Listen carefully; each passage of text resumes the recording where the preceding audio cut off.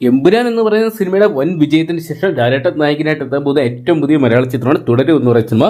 തരുൺമൂർത്തി അണിയിച്ചെടുക്കുന്ന തുടരും എന്ന് പറയുന്ന സിനിമയുടെ സെൻസറിങ് കഴിഞ്ഞ് ആദ്യ റിപ്പോർട്ടുകൾ ഇതാ പുറത്തു വന്നിരിക്കുകയാണ്. അപ്പം ഇന്നത്തെ വീഡിയോ ഭാഗത്ത് നമ്മൾ പങ്കുവെക്കാൻ പോകുന്നത് തുടരും എന്ന് പറയുന്ന മലയാള സിനിമയെക്കുറിച്ചാണ്. വീഡിയോ ആദ്യമായിട്ട് കാണുന്ന സുഹൃത്തുക്കളാണെങ്കിൽ ഏറ്റവും പുതിയ സിനിമാ വിശേഷങ്ങൾക്കായിട്ട് ഇപ്പോൾ തന്നെ ചാനൽ സബ്സ്ക്രൈബ് ചെയ്ത് നോക്കുക.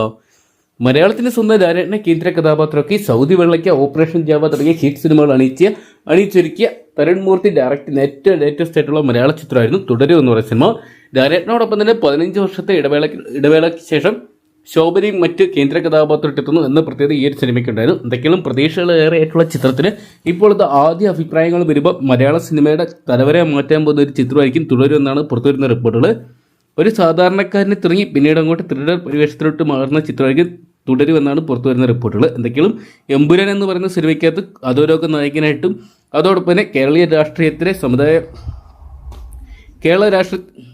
എമ്പുരാൻ എന്ന് പറയുന്ന സിനിമ അധോലോക നായകനായിട്ടുള്ള ഖുറേഷി എബ്രാഹിമായിട്ടും അതോടൊപ്പം തന്നെ കേരള രാഷ്ട്രീയത്തിലെ സ്റ്റീഫൻ നെടുമ്പള്ളിയായിട്ട് നമ്മൾ കണ്ടത്. എന്തൊക്കെയാണ് തുടരും എന്ന് പറയുന്ന സിനിമയിൽ സാധാരണ ടാക്സി ഡ്രൈവറായിട്ടുള്ള ഷൺമുഖം എന്ന് പറയുന്ന കഥാപാത്രത്തിലാണ് ലാലേട്ടൻ എത്താൻ പോകുന്നത്.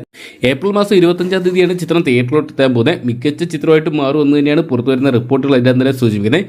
ഒരു കുടുംബത്തെ സ്നേഹിക്കുന്ന കുടുംബനാഥൻ ആ ഒരു കുടുംബത്തെ പ്രൊട്ടക്ട് ചെയ്യുന്ന ദൃശ്യം മോഡലുള്ള ഒരു ചിത്രമായിട്ട് മാറുമോ തുടരുമെന്നറിയാൻ വേണ്ടിയുള്ള ആകാംക്ഷയിലുമാണ് സിനിമാ പ്രേമികൾ. ചിത്രത്തിൽ വൻ താരനെ തന്നെ അണിനിരക്കുന്നുണ്ട്.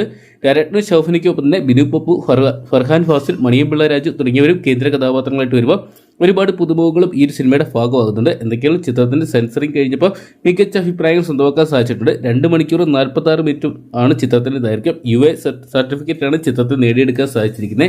എന്തൊക്കെയാണ് കാത്തിരിക്കുക. ലാലേട്ടന്റെ കരിയറിലെ അഭിനയ ജീവിതത്തിലെ ഏറ്റവും മികച്ച കഥാപാത്രങ്ങളൊന്നായിട്ട് ഷൺമുഖം മാറുമെന്നറിയാൻ വേണ്ടി.